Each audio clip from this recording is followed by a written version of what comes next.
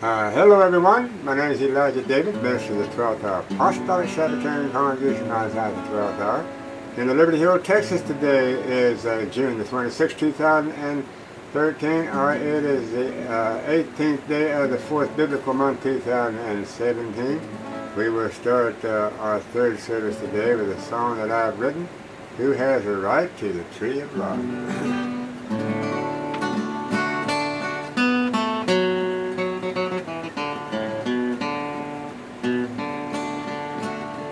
Who has a right to the tree of life? Only those who follow the plan. Who has a right to enter into the joy of that land? Only those who overcome by the personal sacrifice can enter into that sweet rest and have eternal life.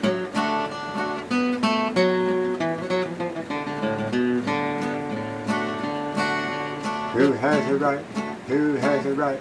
Who has a right to the tree of life? Who has a right to be dressed in white and walk those streets of gold? The ones who have the keys to the life and the anchor to the soul. The ones who can say no to the devil and the world instantly will lead to Yahweh's army and the battle and gain the victory.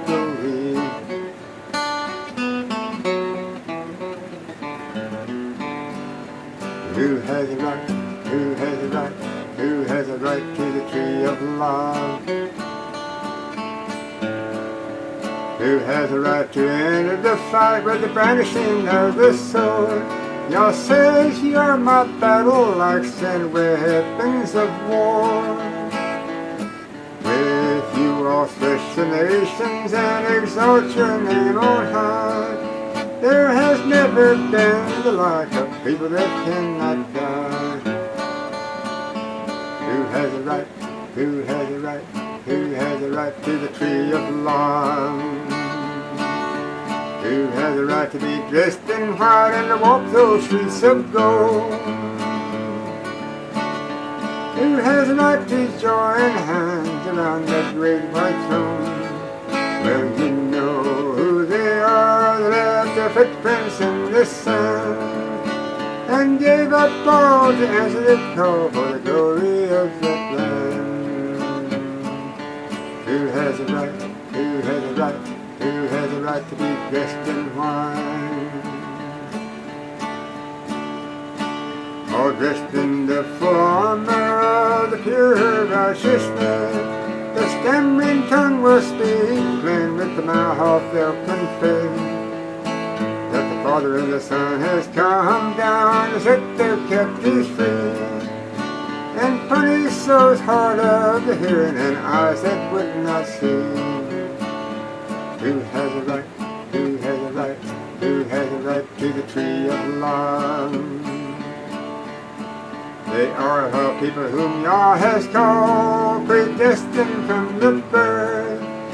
With faces bold they meet the foe while marching through the earth. For they have overcome the world, flesh and the devil, and now they have been exalted to a higher level.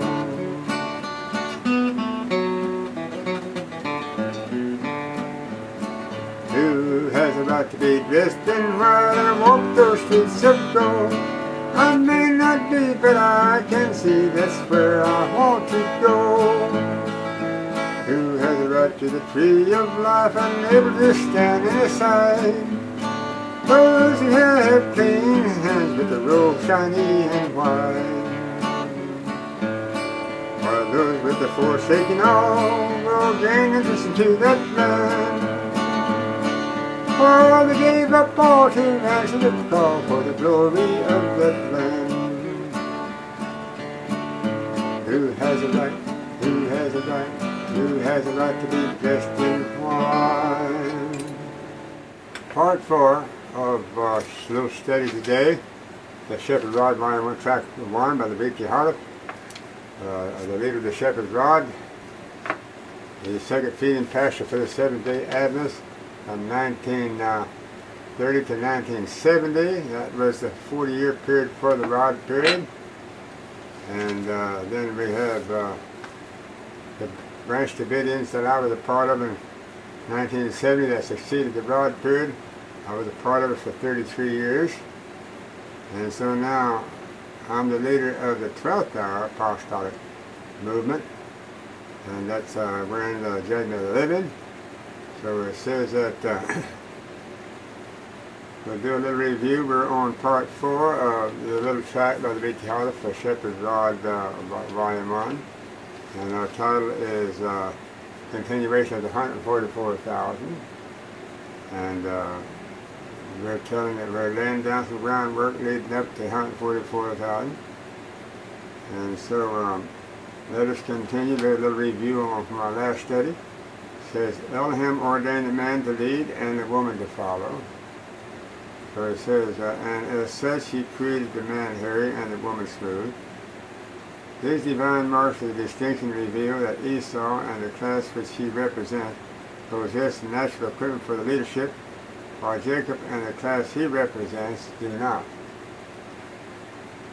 Besides being the firstborn, Esau by the birthright was to be the family's priest. Through him were to come the progenitors of the 12 tribes of Israel, even the king of kings, Yahshua himself, as the Savior of the world. Verily, the desires, ambitions, and aims of Esau and Jacob were encountered unto their inherited possessions. Esau had no special interest in the part of the work which his birthright permitted, whereas Jacob coveted it, blocked though by the law of inheritance. Okay, it says that from possessing Esau's part, God, or the Jacob, in his inordinate longing for the birthright, managed to purchase it at the opportune time. Then, in order to receive his father's blessings, he consented unto his mother's conniving to obtain it through the deceit.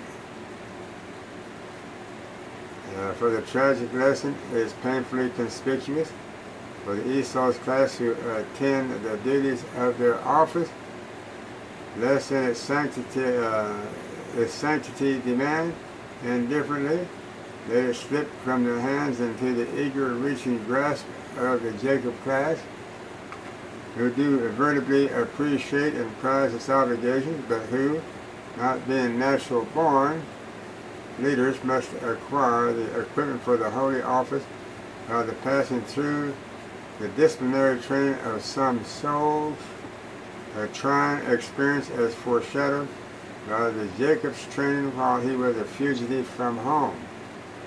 Thus in their providential lot cast out of the church by their elder brethren, as was Jacob cast out of the home by his elder brother, because of their zeal in the Elohim service, they gain a training for the privileged work which is to be theirs. So I had to be cast out of the Adventist Church in 1970 when I joined the Branch Davidians with Brother Johnson at Gilead Center in Kermit, Texas. Brother Johnson was cast out of the Shepherd Rod movement in 1970. He was an Adventist colporteur before he joined the Shepherd Rod movement in 1946. And then he was with that, and he got cast out by Ben Roden, the successor to B.T. Hollis. And then Brother Johnson, I worked with him for 33 years. I was sent to work alongside of him as his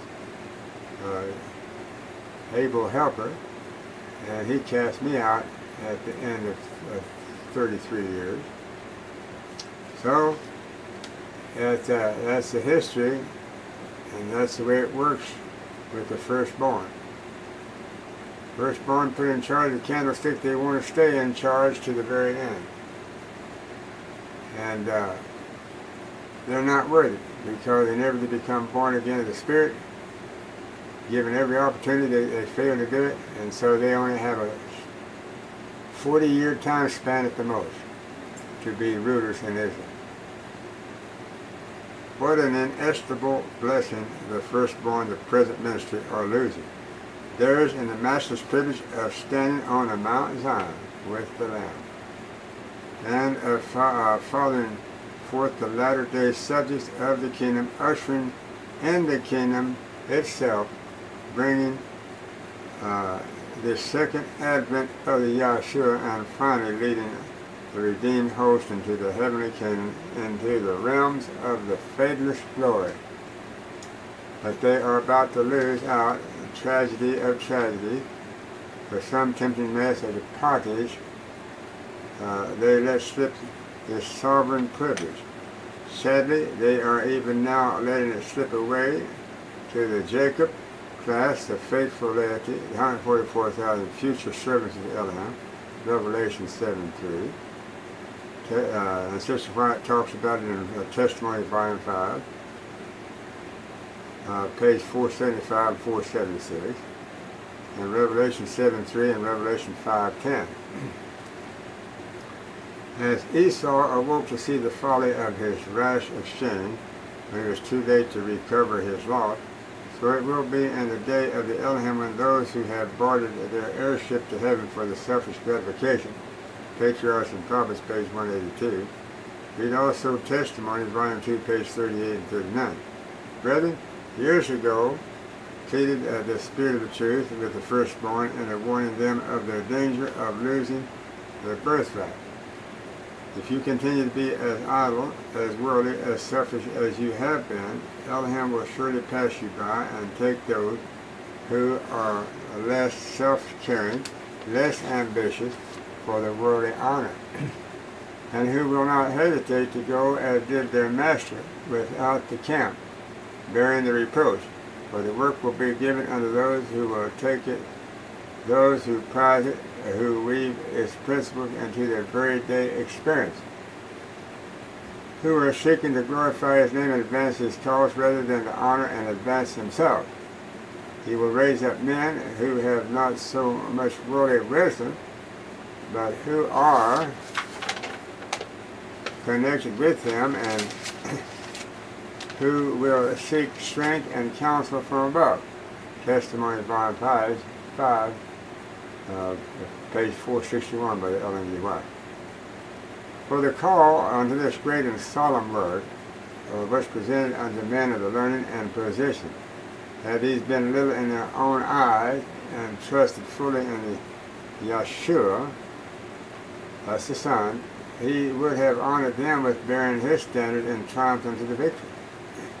For the Elohim will work a work in our day that but few anticipate. Okay. He will raise up and he will exalt among us those who are taught rather by the unction of his Spirit than by the outward training of the scientific institution. That's Ellen G. White again, Volume 5, page 82. Here we see Ezekiel 9, verse 5 and 6, we see that the church, that's the Seventh-day Adventist Church, the Yahshua's sanctuary, was the first to feel the stroke of the wrath of the Elohim, the ancient men, those unto whom Elohim had given great light. Okay, now these ancient men are the prophets. Now this is talking about the prophets that came and took charge of the candlestick from 1930 on. It's not talking about Ellen G. White, it's talking about men that was appointed under that candlestick of Laodicea that succeeded Ellen G. White. Okay, so it says the ancient men, those unto whom Elohim had given great light. Well, great light was given to V.T. Harlot in 1930, but he died quite natural death in 1955, and so therefore he was taken off scene. But his successor, Ben Roden, he was one of those that was given great light through the rod. V.T. Harlot laid it right in his lap. 25 years worth of publications of the advanced truth. Laid it in Ben Roden's lap, his succession. That's what constitutes giving great light. But there wasn't any great light given to Ben Roden outside the rod when he took over. But he abandoned the rod and he invented his own light, and so therefore this is what it's talking about. Those in whom Elohim had given great light and who had stood as the guardians of the spiritual interests of the people had betrayed their trust. So when Ben Roden said, I don't need the rod message anymore, I've got my own. And so he started his own called The Branch. Well, it was out of season, out of time. And besides, he didn't have inspiration on the branch movement. The branch movement was for the next group of laborers found in Matthew 20, verse 6. Ben Roden was part of that group of laborers that found in Matthew 20, verse 5, that answered the 9th-hour call for the seventh-day Advent. But he thought he was of that next group, the fifth group, and he thought he was answering the 11th-hour call to work in the 12th hour. So he had himself anointed and crowned as King David on Pentecost 1970 at his place, the Mount Carmel, outside of Waco. Okay. And they had also betrayed their trust because when V.T. Hollis died, Ben Roden and V.T. Hollis' wife Florence Hollis sold off Old Mount Carmel's property. Okay. Old Mount Carmel was supposed to stand for 40 years. But Mount Carmel was only 25 years old, or, actually, 25 years old. And they sold it off. In 5 years, they sold it off. They had taken the position that we need not look for miracles in the marked manifestation of the Elohim's power as in the former days. Times have changed, these words strengthen the unbelief, and they say, that Yahweh will not do good, neither will he do evil. He is too merciful to visit his people in the judgment, thus peace and safety is the cry from men who will never again lift up their voice like a trumpet to show Elohim's people their transgression in the house of Jacob their sin. For these dumb dogs that would not bark are the ones who fear the just vengeance of an offended Elohim. Men, maidens, and little children all perish today. Now as this numerous phase typology turns round to its next aspect, Esau and Jacob are seen in a future representation of the two sinful classes. Esau both by the color of his skin and by the significance of his name, after it was changed from Esau to Edom. Jacob by the meaning of his name before it was changed from Jacob to Israel. Singularly enough, as was the color of Esau's skin red, so was the meaning of his new name Edom. And as he failed to appreciate and cherish the paternal gift, never fulfilling the meaning of his birth name, he that finishes, it is seen that his new name, unlike Jacob's new name, signifies not the advancement, but rather failure to advance, going on unrestrained in his carnal ways, remaining in his inborn red character. Hence, the class of the leaders which he typifies are to lose out, never to finish their Elohim appointed work, and never to be transformed from sinners to saints for the class. Well, only two that I know of in our day that fit into that class, and that was V.T. Hollis' successor Ben Roden from 1955 to 1970, and then Burris Johnson from 1970 to 2003. They both fit into that class. Of firstborn inheriting the birthright, to carry on the work, Yahweh's work, and then both of them betraying their trust. Two right in a row, one following the other, because they were born of the Ishmaelite lineage. Not so, though, with the Jacob class. They're the second born, just as their type who diligently cared for the sheep, carefully tended to his business, and triumphantly overcame his covetous, his covetous ways, no doubt, has returned to his covetous nature, had his name changed from Jacob, meaning supplanter, to Israel, meaning an overcomer, and thus a prince.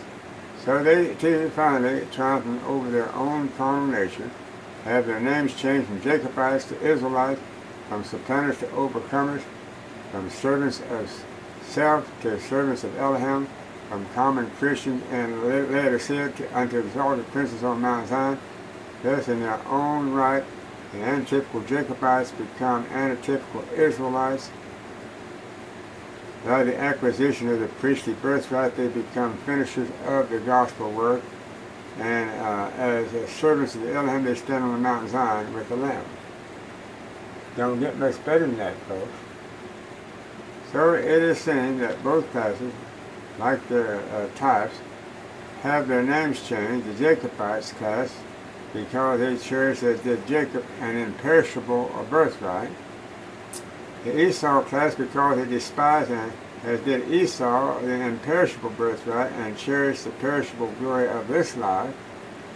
The one had a sharp, correct sense of the life's value, the other a dull, incorrect sense of them.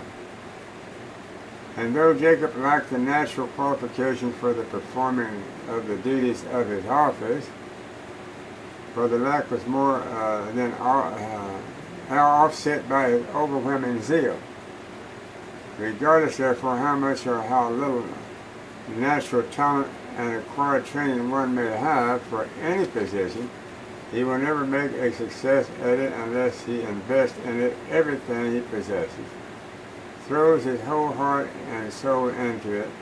This is one of life's immutable laws, and it should be remembered by all that it governs prosperity in every field of the endeavor, whether for the believer or unbeliever. Since one's loss is always another's gain, just as Esau's loss was Jacob's gain, so the dreadful and irreparable and priceless loss unto the Esau class is to be a glorious eternal gain unto the Jacob class. Okay, in the gnawing remorse over the realization of his inestimable loss, Esau found no place of the repentance, though he sought it carefully with the tears. Hebrews 12:17.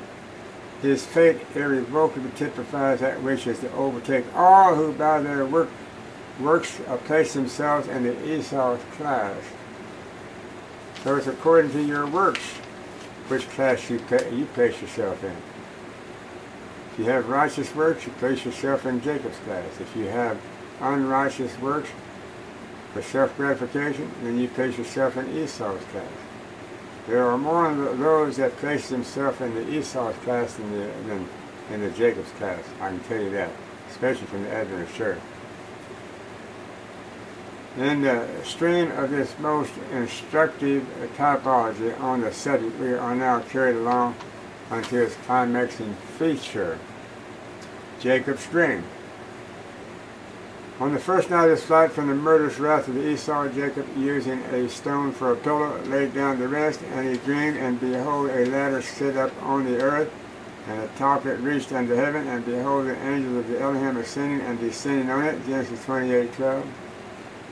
What does the dream mean? Being another facet of the same typology, it must necessarily be a prefigurement of a noteworthy event to overtake Elohim's people, the Jacobites.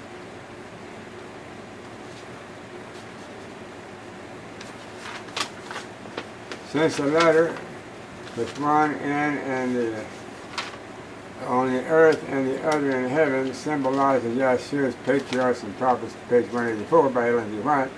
And since the angels walking up and down, the latter are his messengers, great controversy at Ellen G. White, page 512. The whole signifies that Yahshua shall establish through himself a sure and constant communication between heaven and earth. That's what's going on today. That's why we are delivering 3 sermons today, and we would deliver more if we could just had enough time and resources to do it. But sometimes we have to stop and upload our videos and so forth and complete them and get them on the website. And it shall come to pass in that day that I will hear, saith the Yahweh, I will hear the heavens, and they shall hear the earth. Hosea 2:21. Okay. The next step in the typology takes into the consideration the mothers of Jacob's descendants. Pay close attention to this. Along the chronological path of this numerous phase typology, we now in thought follow Jacob on to Paddan. There he took unto himself 4 wives, Leah and Rachel, the daughters of Laban, and Zilpah and Bilhah, their respective maids. These 4 were the mothers of the 12 sons of the Jacob, who in the turn were the fathers of the 12 tribes of the Israel. In this type progression of the spiritual Israel, only one of the four, Leah, was Jacob's legal wife. Only she, therefore, can typify the true and legal church, and the one which was organized in Jerusalem by the 12-tribe kingdom, and which finally evolved into the Christian church. Rachel must necessarily represent a sister church, the one organized in Samaria by the 10-tribe kingdom, and dispersed with it among the Gentiles. So Leah then would have to represent the house of David in the south. And Rachel, the sister to Leah, would have to represent the 10 tribes in the north. Okay, let's go on with it. So it says, Rachel must necessarily represent a sister church, the one organized in Samaria by the 10-tribe kingdom and dispersed with it among the Gentiles. Zilpah and Bilhah, being strangers and servants to Leah and Rachel, must necessarily represent subsequent churches of the Gentile origin. Now look at this. But they're Israelite churches. Okay? Because all these four women had one husband, and that was a Hebrew Israelite, Jacob. From these four lines descended the antitypical children of Israel. And what is true in the physical genealogy must be true also in the spiritual genealogy. Hence, while the antitypical, like the typical 12 tribes, come through both Israelite and Gentile mothers, yet they are begotten by one and the same father, an Israelite, Jacob. Dispersed by the Elohim throughout the Gentile nations, both Judah, the 2-tribe kingdom, in the south at Jerusalem, and Israel, the 10-tribe kingdom, in the north at Samaria, were swallowed up by them. Then too, the Christian church, we're talking about the apostolic church made up of the disciples at the head of it, after Yahshua resurrection went back to heaven. Before he did, he appointed them over his church, the kingdom of grace, okay, called the New Testament church, herself. Then too, the Christian church herself, but an upshoot from the Jewish church, the Pharisees, that ruled the temple at the time of Yahshua came, and they ended up hanging him on the cross, with the Romans helping them, conspiring together. The Romans, which represents heathen infidels, the Catholic Church today, they were always there trying to run, and they were running Israel's business at the cross. They were in charge. And yet those suckers' headquarters were across the Mediterranean Sea. I mean, clear across that sea on the north side is where the Romans' headquarters were. But they crossed the ocean to come south and to become rulers there and set up their King Herod to be rulers over the 2 tribes, Judah, that was ruling the temple, and Judah was the house of David. That was one of the fallen houses of David. People don't realize that.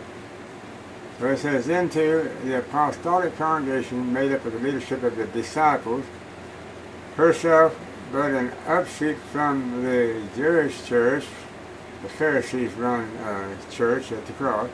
Yahshua's disciples and apostles, as well as the church's early converts, were purely Jews, remember, from the tribe of Judah. If they were pure Jews, they were from the tribe of Judah exclusively. Well, actually, they could be from the tribe of Benjamin, too, because Judah and Benjamin became one. Dropped her Old Testament title Jewish as she took her New Testament title Christian. Well, actually, I don't agree with this altogether. The Christian took the place of apostolic, Nazarene Creed. It didn't take the place of the Pharisees that run the temple. It didn't take the place of them. It took the place of the apostolic. Because as soon as pagan Rome infiltrated the apostolic movement and overcome them, then pagan Rome took the title of Christian. formerly used to be called apostolic. Then she gradually lost her Jewish foliage amid the foliage of the engrafted Gentile branches. Now as we leave this phase of the typology, we enter that of the Jacob's journey homeward. Now, Jacob has been gone for 20 years now, and he's had to endure some hardship and some mistreatment at the hands of his mother's brother, Jacob's uncle. He went and acquired 4 wives from the household of Laban in Mesopotamia, across the borders from Israel. Okay. And his father-in-law changed his wages no less than 10 times during that 20 years. But yet Yahweh still watched over Jacob and blessed him and prospered him and took his blessings away from Laban for being dishonored. Now Laban was an idol worshiper. He was an idol worshiper. He had idols, and he raised his family to be idol worshippers. His 2 daughters that married Jacob, Leah and Rachel, were idol worshippers. That's what cost Rachel her life when they left her household of Laban, her father. She stole his idols. And it took Laban 3 days to catch up with him. And the one thing he wanted was his idols back, and he was sure that somebody had taken them. And he said, I believe Jacob said even, let the one who, if they have done this, let a curse be upon him, or something like that. And sure enough, Rachel, his wife that he dearly loved, that's the only one he loved out of his 4 wives, she was one that had taken him. And so the sentence was passed upon her, unbeknown to her or Jacob, either one. Laban didn't find his idols because Rachel had concealed them underneath herself and wouldn't get up for him to investigate, so she kept his idols. But she lost her life. She didn't even make it to the land of promise. She lost her life on the way. She died in childbirth, giving birth to Benjamin, her second son. So now, after 20 years of the faithful service in the pad of the ram and the sharp overreaching employ of the Laban, his uncle, Jacob at last turned his face and his steps homeward toward his father's house in the land of the promise, the land of Israel, called the land of Canaan at that time, promised land. But trouble overtook him while grappling with his fears as to the outcome of his imminent meeting with Esau. There wrestled a man with him until the breaking of the day. Genesis 32:24. Here lay down the man Jacob and rose up the man Israel. Okay, when does the man Jacob lay down today? When he brings forth the 144,000, his 12th son, the descendants of his 12th son. Then the antipode Jacob will lay down the old man and take up the new man as the true Israel of today. Representing 144,000, it's called the true Israel. And they came out of the Adventist church. So who is the true church in the house of the Seventh-day Adventist? The 144,000. Here lay down the man Jacob and rose up the man Israel, exemplifying of the agonizing experience through which his posterity must victoriously pass before they too receive a new name, pass from the sons of Jacob into the sons of Elohim, become Israelites indeed, having gained a victory over this test. The time of Jacob's trouble, they will reach home, the land of the promise, the happy end of their long and troubled journey. Now, what will be the last test and trial for the 144,000? It will be the mark of the beast, people. It makes a decree that all should bow down to it. Because the 144,000 still won't be in this land when that decree goes into force. That decree's headquarters is in Washington, D.C. The one to issue the decree is going to be Obama and company. Okay? So on this trying and testing time, the spirit of the prophecy comments. For a decree went forth to slay the saints, which caused them to cry day and night for the deliverance. This was the time of Jacob's trouble. And what was that decree? I just told you about it. The mark of the beast decree and the antitype. Obama's going to issue that decree. It says, see early writings, page 36 and 37. See also Patriarchs and Prophets by the same author, Ellen White, page 202 and 203.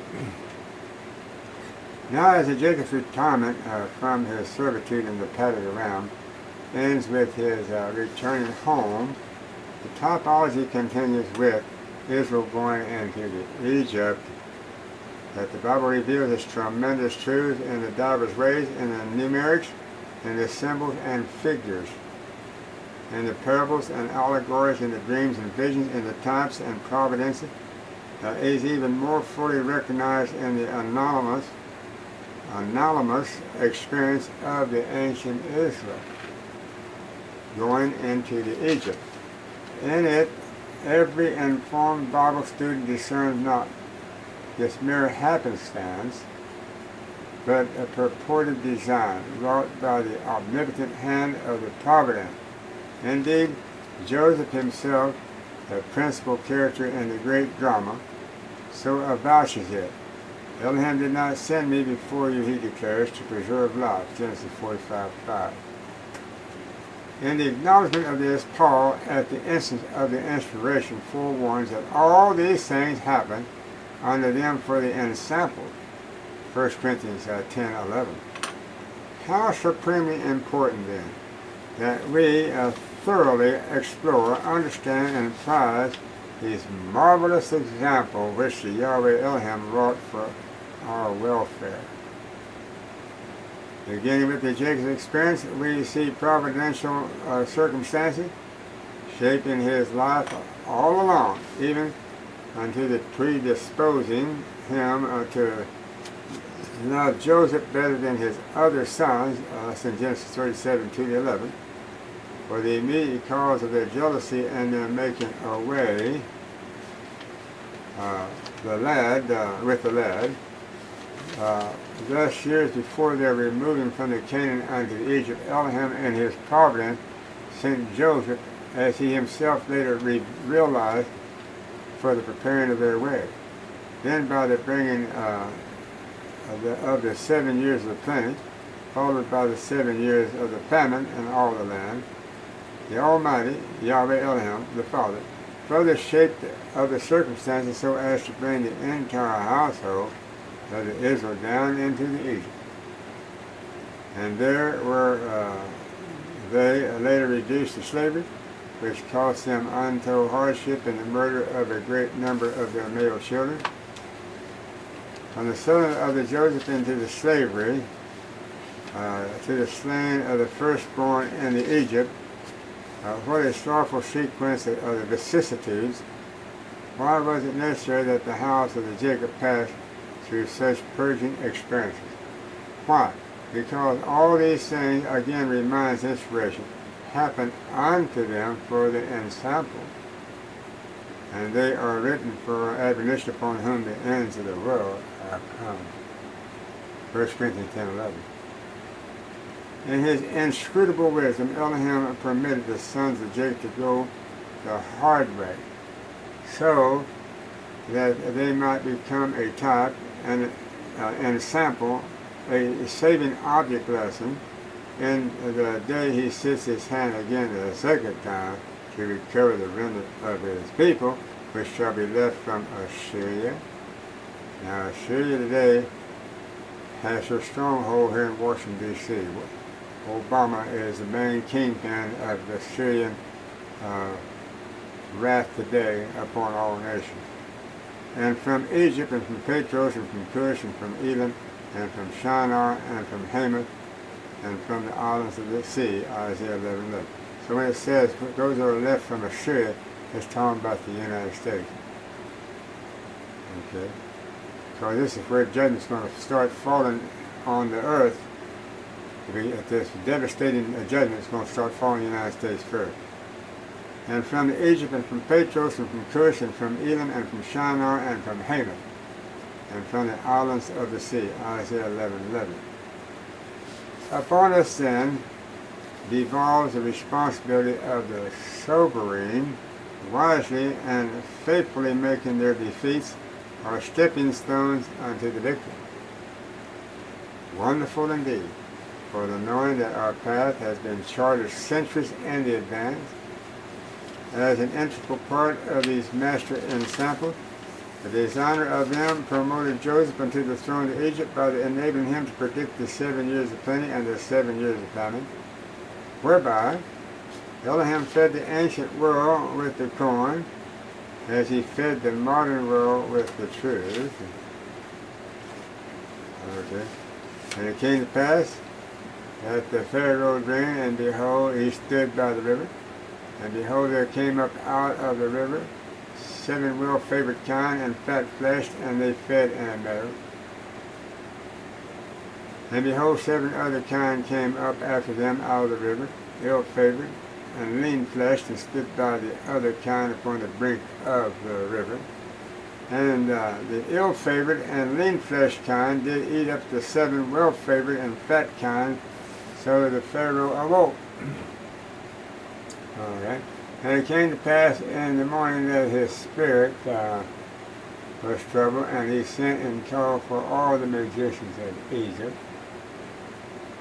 and all the wise men thereof, and Pharaoh told them his dream, but there was none that could interpret them unto the Pharaoh.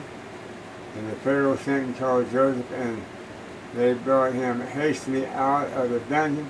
And Pharaoh said unto Joseph, I have dreamed a dream, and there is none that can interpret the dream. And I have heard say of thee that thou canst understand a dream to interpret it.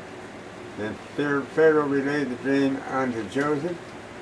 And Joseph said unto Pharaoh, Elohim has showed Pharaoh what he is about to do. The 7 good kine are 7 years. And the 7 thin and ill-favored kine that came up after them are 7 years. Behold, there cometh 7 years of great plenty throughout all the land of Egypt, and the plenty shall not be known in the land by the reason of that famine falling, for it shall be very grievous. And Pharaoh said, See, I have set thee over all the land of Egypt. And in the 7 plenteous years the earth brought forth by the handsful, and he gathered up all the food of the 7 years which were in the land of Egypt, and laid up the food in the city. The food of the field, which was round about every sea, laid he up in the same, and Joseph gathered corn as the sand of the sea very much, until he left number, for it was without the number. Genesis 41, 1-49. What is the spiritual significance of this object lesson? Just this, since in the scriptures the number 7 invariably signifies completeness of the category represented, the 7 years of plenty and the 7 years of famine necessarily point respectively unto the 2 successive and complete periods of the time. The first is miraculously to produce in the great abundance, not only for the time then present, but for the time to come. And the second is miraculously to produce very little, if anything. And what else in the field of the symbolism could the stored corn represent but the spiritual food, the word of Elohim stored in the Bible, Psalm 78:24. And who is the word in the Bible? That's Yahshua in the word. Name of the Hebrew scriptures is Abaddon. That's the name of Yahshua in the scriptures. And the name in the Greek in the New Testament scriptures is Apollyon, and that's the name of Yahshua in the Greek in the New Testament. So the word of Elohim stored in the Bible, Psalm 78:24. Accordingly, the ensample shows that the 66 books of the Bible are Elohim storehouses of the truth, and that they were filled with the soul-nourishing food during the period of the prophets and the antitypical period of the plenty for the sustaining of the spiritual life during that time, as well as during of the subsequent period for the period of the gospel of the antitypical period of the famine. Hence, is with the truth being stored, which is to sustain each generation both in the Old and the New Testament. Dispensation is the writings of the prophets unfolded as the timely revelation throughout the gospel period, meaning the period of the Yahshua with the blood of the everlasting covenant, and such is as every Bible student knows the actual fact. Clearly, the great typological lesson is that in the long reach of the years which have ensued since the Bible was written, and in which there have been no additional spiritual food necessarily, it had to be purchased from the old store, Jehovah's great storehouse, the Bible, and is still to be purchased from it, and now as again only through his appointed distributors, his uninspired interpreters. Ho, everyone that thirsteth, come ye to the waters, now invites the Spirit. And he that hath no money, come ye buy, and eat. Yea, come buy wine and milk without money and without price, Isaiah 55:1. For the type unerringly shows that just as in the Joseph day, no one could help himself unto the corn, but could obtain it only through the Joseph's appointed servant, so even in our day, the only one who provides meat in the due season is the Savior through his appointed servants, and the one he's provided for at this time is Elijah David. Only through them he reveals, interprets, and distributes time and truth. Thus it is that though we are now in the antitypical years of famine, the period of the indirect revelation from the heaven, there is to be no lack of the food that is present truth. There is stored enough in the Bible to carry us through the years of the famine, if we but make our request unto his appointed distributors. This is the most significant, most urgent, and the most needed lesson taught in this providential example or ensample for the Elohim's people. For the facts that the corn is figurative of the Creator's word, and that the storehouses are figurative of the books of the Bible, automatically make Joseph a type of the Yahshua, who controls the scriptures and who alone distributes the truth unto those who pay the price, who give up both their inherited and cultivated tendencies to wrongdoing. Okay. So it is that the Joseph reigned co-ruler with the Pharaoh. Yahshua reigns co-ruler with his father Yahweh. And as Joseph, the world's physical savior, stored the corn and the granaries of Egypt, Yahshua, the world's spiritual savior, stored the truth in the books of the Bible. Hence the honor of which the Pharaoh bestowed upon the Pharaoh foreshadowed the honor which the master typologists bestowed upon the Yahshua. Having prepared the way, Joseph sent for his father, his brethren, and their family. And Israel, that's Jacob, took his journey with all that he had, and came unto Beersheba, and offered sacrifice unto Elohim of his father Isaac.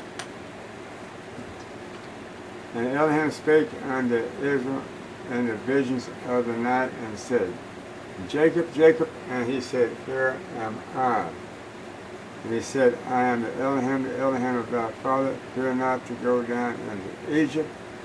And Pharaoh spake unto Joseph, saying, thy father and thy brethren are come unto thee, for the land of Egypt is before thee, and the best of the land make thy father and brethren to dwell. And Joseph nourished his father and his brethren and all his father's household with the bread according to all their families.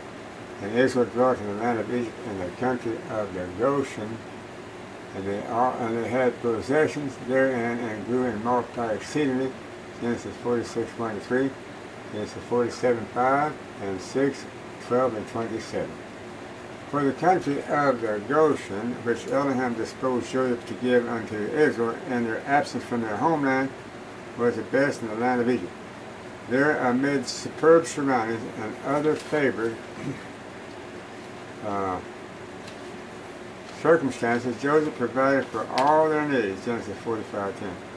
So in the antypical years of the famine, in the gospel dispensation, Yahshua must have, as the figure shows, provided his church with the best land available, and while on her antypical journey among the Gentile nations, the wilderness, Revelation 12:6, there in the antypical Goshen was she nourished for a time and times and half a time, Revelation 12:14. Moreover, as Jacob and his posterity, the progenitors of the 12 tribes of Israel, went into the country of Goshen, not at the beginning of the years of famine, but rather in the second year, it again shows that their counterparts should not be looked for at the very commencement of the Christian era, but later. That's the apostolic period. Moreover, we find that Elder White, whose given name James means the same as Jacob, fathered or organized his posterity, converts, and associates. The founding fathers of the Seventh-day Adventist Church, the spiritual progenitors of the antypical 12 tribes, 144,000, in the antypical land of Goshen, are away from the promised land. Now, I don't agree with this. B.T. Holiff is saying here, 80 years ago, that James White, the husband to Ellen G. White, organized his posterity, converts, associates. The founding father of the Seventh-day Adventist Church formed the General Conference of 1863. The Adventists have been on their foot for 13 years, with Ellen G. White as a spiritual, inspired leader of that movement. James White was uninspired. He wanted to be the spiritual leader, but he wasn't inspired. He wasn't called to that office. So he helped form the General Conference Association of Seventh-day Adventists, and here B.T. Holiff is saying that he, in the antitype, raised up the progenitors of the 12 tribes of Israel. I don't agree with that. Okay, he says the antypical 12 tribes, 144, and the antypical land of Goshen are away from the promised land. Well, true. Texas is antypical Goshen, but James White thought it was the United States proper. That's pretty close. And Pharaoh's maintaining Joseph at his right hand on the throne of Egypt, having the similarity of Elohim maintaining Yahshua at his right hand on the throne of the universe. The typology identifies Pharaoh as a type of the Elohim.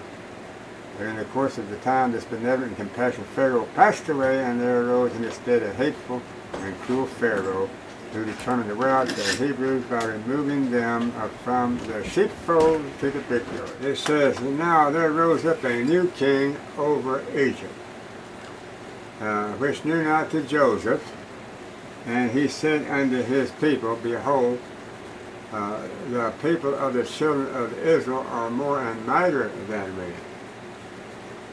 Therefore they did not set over them taskmasters to afflict them with their burdens, and they did set over them taskmasters to afflict them with their burdens, and they built for the Pharaoh's treasure cities, Pithom and Ramses, but the more they afflicted them, the more they multiplied and grew. And the Egyptians made the children of Israel to serve with the rigor, and they made their lives bitter with the hard bodies, in the mortar and in the brick and in all manner of the service in the field. Exodus 1:8-14. By the parallel logic of this new Pharaoh, who knew not Joseph, and who sought to destroy the Yahweh's people, the Israelites, typifies a master enemy, none other than Satan, a false god, the usurper of this world, who knows not the Yahshua, and who seeks to enslave his people, the Christians, while they are sojourning in the antypical Egypt. Now keep in mind that the Adventists started out in 1844, actually in Egypt. They're supposed to make their way out of Egypt into the wilderness. And they did finally. They finally did with the third feeding pasture, Gilead Center. That's where exactly we ended up in the wilderness, representing the Adventist Church. Okay, evidently, the servants of the spiteful Pharaoh, those through whom he carried out his evil intents, typifies the servants of the Satan, those through whom he works to destroy Elohim's purposes for his church. Now, in our case, it has to be the ancient men for the house that developed with the rod movement. They brought up the tail end of the Adventist movement, and they closed out the Adventist movement, the shepherd rod being in charge. So therefore we have to talk about those that betrayed their trust, those last two servants, Ben Roden and Burles Johnson. Okay. In view of this, Joseph had sought to forever close the possibility of social intercourse between the Hebrews and the Egyptians by the instruction of his brethren to emphatically tell Pharaoh that they were shepherds, for the shepherds were an abomination in Egypt. Nevertheless, as time went on, the wicked Pharaoh took them from the sheepfolds and put them to work in the brickyards.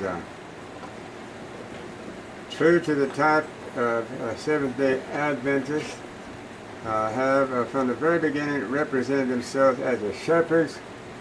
Their slogan being every Seventh-day Adventist a minister and or a missionary, and every missionary a preacher and a pastor, shepherds of the flock of the Elohim. For the Spirit of the Truth, however, made known us years ago that the restrictions on such a practice had already begun. A strange thing it revealed has come into our churches, the Seventh-day Adventist Church. Men who are placed in the position of responsibility that they may be wise helpers unto their fellow workers have come to suppose that they were set as kings and rulers in the churches. They say to one brother, do this, to another, do that, and to another, be sure to labor in such and such a way. Testimonies of Ministers 477. So as were the Hebrews forced from the sheepfold and to the brickyards, Seventh-day Adventists in a like manner are forced from the preaching the gospel for the raising of the gold and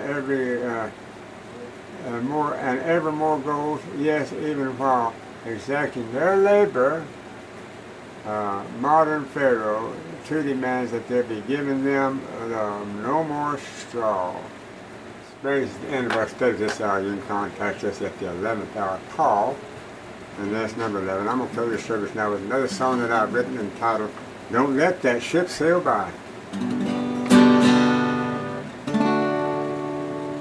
Don't let that ship sail by while standing on the shore. The captain of that mighty ship is standing at the door.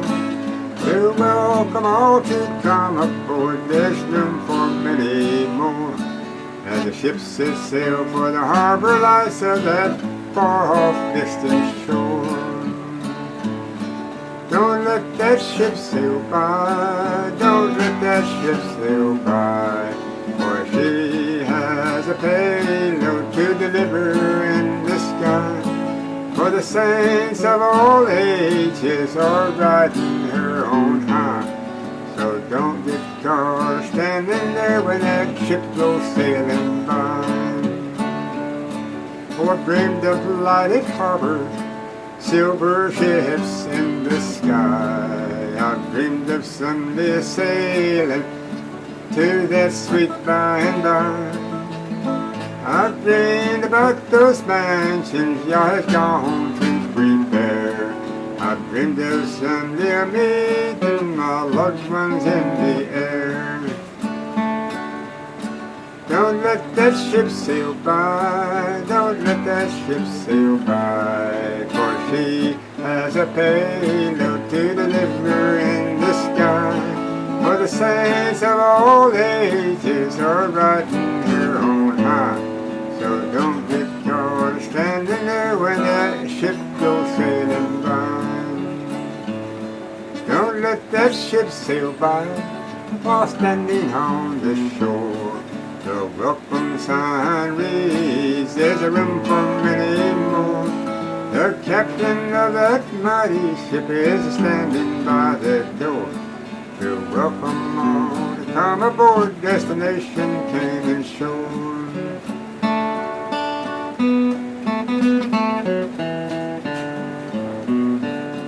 Don't let that ship sail by, don't let that ship sail by, for she has a payload to deliver in the sky. For the saints of all ages are riding her on high. So don't get caught standing there when the ship goes sailing